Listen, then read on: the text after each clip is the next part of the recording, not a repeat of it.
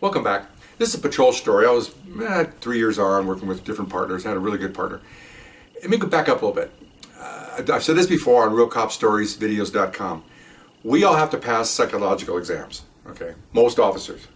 A battery of psychologists. Why? Because we're given the trust of the public to make snap decisions, arrest people, and of course we're carrying a weapon, a gun, shotgun, whatever. So, like I said before, most people start at an even plane, and then as we get exposed to all these different elements, people lying and assaulting and stuff, guys kind of go off a little bit sometimes. And I had a partner here that we used to call them Old Hickory. In those days, we had wooden nightsticks, and rumor was they were made out of hickory. They're probably made out of ash, but a hardwood. Obviously, you don't want it to break when you're using it. And so he took pride in using this nightstick. I worked with him a couple nights, and this particular night, his reputation preceded him. Anybody that we would usually in those days we could choke people, or we could wrist lock them, go like this, and pull their wrist down to control them. But you could also use your nightstick, okay, prod the ribs, or or whatever you need to do. And he chose that. He didn't like the choking. He liked to use the stick. He loved the stick. Okay, fine. So we're working in the north part of the division behind a huge hospital. And late at night, we're working the 6 to 2 shift, and it was a lot of fast food places open really late, especially around this hospital, because a lot of people coming and going. It's a huge, probably the biggest one on the West Coast, if not the biggest. So they want to tap in on that. You had I think you had a Denny's, and you had a Carol's, and you had McDonald's, and all these places all around this place, because they're 3 o'clock in the morning, they're full of people. People come and visiting their family, or they're leaving the hospital, and so you got to make a pretty good business. It's a business decision. Well, these places love the police, obviously, because between about 1:30 in the morning and around 4:30, you get a lot of weird derelicts come in there and start doing stuff, stealing stuff and harassing the employees. So they like to have, and we never sat down to eat, but we always sit right in front of the place or next to it, eating on the hood of our car. And bad people see that, they just keep on going because the cops are there. And some places gave us like half off. Some places gave us like free drinks with our burger. It was kind of a nice little thing. They didn't have to, but that was nice of them, Most of them insisted. You try to pay, they'd get all mad at you. No, you don't pay. We had some Greek people. God bless the Greeks, great people, man, I'll tell you right now. And they'd say, no, you don't give us money. Oh, no, I'll just give you a tip. No. I go, why not? No. You pay, we call you, don't come. We're like, no, we'll come on. Oh, no. They were so funny. They're very sincere about that.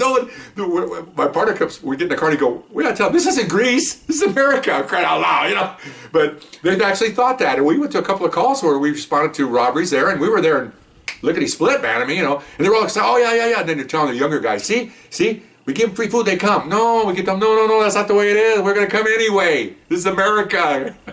But they were setting their mind. That's the old school Greece, man. All their cops there are probably corrupt and they had to be paid off. Well, no. But anyway, that's a little side note there. But so these Greek people, I love them because they had 2 or 3 stands in our division. They're really nice people, man. Oh my gosh. They ran a Jack in the Box, okay? And so, okay, fine. So we hear a call come out. Robbery just occurred at the Jack in the Box. The suspect's running whatever direction. Well, from my past videos, unlike some of these cop shows, I don't go to the scene of the crime. That's the last place the crook is at. He's not going to be standing around waiting for here come the police. Okay, no. When they say the suspect running eastbound, they're going to be blocks away. By the time the guy picks up the phone, calls the cops, those minutes pass, they're running. So you can imagine how far you can get in, say, 2 or 3 minutes. By the time we get the call, they're blocks and blocks away, running or getting in a car or whatever. So we would always drive to the perimeter, mile away, main drags or alleys, looking for people that, they gave a description, which was unusual at this time. There were 2 male blacks. And the reason why it was unusual is because that was a heavy Latino area. So they're going to stick out really a lot. It's the way it is. Not racial, it's the way it is. So we're going down, looking at nighttime, looking, and see 2 guys pop out of an alley, 2 black gentlemen. Well, this area they're in is 99.9% Latino, okay? They come out to see us, and then they're already been running. So, they ran a long way, and they're not going to run anymore. You can see they're just tired. Like, okay, well, that was lucky for us because, we'd have to chase them. So we jump out of the car, put you out of the car. So I'm here with my suspect, and my partner's here with his suspect. So I got him over the hood, lean him over the hood, and I'm putting the cuffs on him, and my partner's, okay, just stay right there, don't move. And as I'm cuffing, I look over to see what he's doing. He goes, you ain't stopping me. And he turns the suspect turns like this with his fist, and my partner, I never saw my partner take a baton out of the holder. Okay, it was so fast. 'Cause remember, this is old hickory.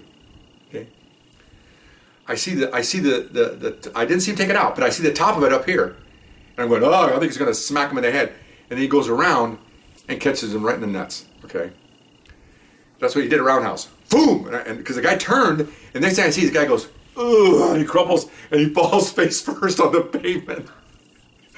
And so my guy's looking over, and I go, and then of course my partner's yelling, don't you ever try to fight at me again. And then of course he jumps on him and cuffs him. The guy is, I can't describe the sound, okay?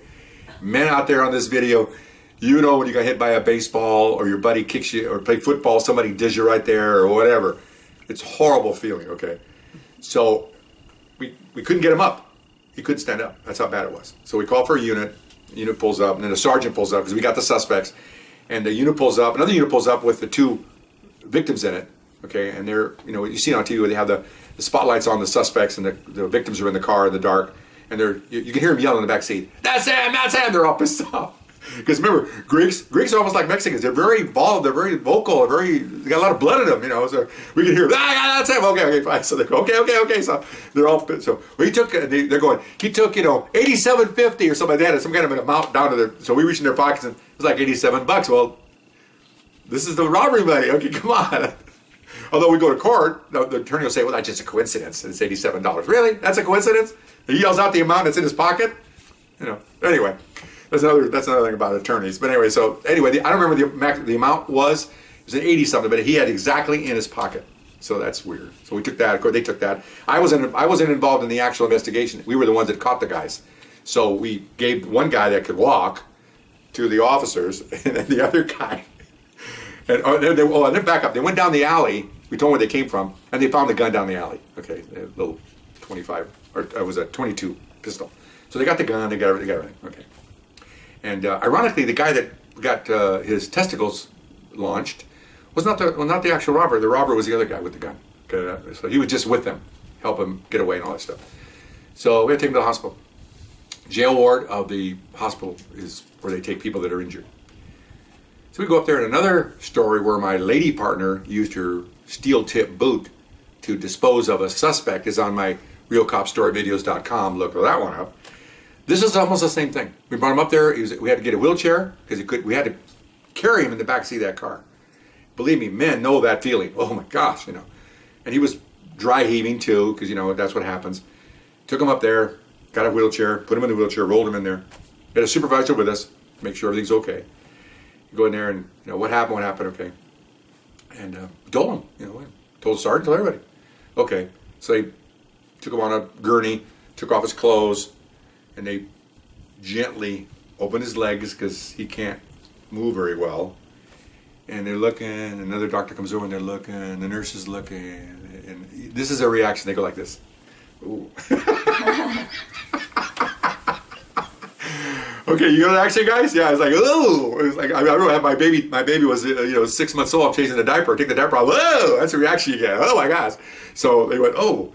And then of course we go, what's going on? Well, it's, one of those is buried up inside somewhere. We can't see it. Oh, I see it. Yeah, it'll come down in a couple of days. Just like the other one. They came back, it'll come down in a couple of days. And the other one apparently was untouched. It was fine. But see, the baton only this big around. See, my partner's boot was about this big around. She got both of them. Okay. And my partner Hickory here got one. Good one. Sign him up for the Dodgers, okay? So that was it. They booked them in and we left. And that's the end of that. And they solved the robbery and we got accommodation for catching the guys and it's clean. And Hickory's like, you know, after when we went downstairs to leave the hospital, you know, we're getting in the car. He was driving. We get in the car and we had our nightsticks in the door in a little holder. He pulls it out and he goes, good job. Puts it back in. And I'm going, whoa, okay. We passed psychological test, and this guy's talking to his baton. Oh, well, what are you going to do? Let's move on. Business as usual. And off we went. Okay, but I heard he did other incidents where basically where we would grab people, he would just baton them. He'd find interesting spots to hit them. Elbow was a good one. You get that funny bone? You had a funny bone hit it, you know, when you're walking? Yeah, times 100. Okay. Or kneecaps. The guy was wanting to fight. it taught us to, no matter how much a bodybuilder is, how much strong he is, if he's going to fight you, obviously he's going to win. He's bigger than you. He's got muscles. And then you take out the kneecap. And I mean take out. They hit the kneecap, and I've seen him where a kneecap's been off to the side. Seen that before. And of course, those big bodybuilders, they fall like a sack of potatoes because you got to hold up that big muscular body, all those steroids. Okay. So anyway, that's my story about Old Hickory, and I hope you enjoyed it. We'll see you next time. Bye bye.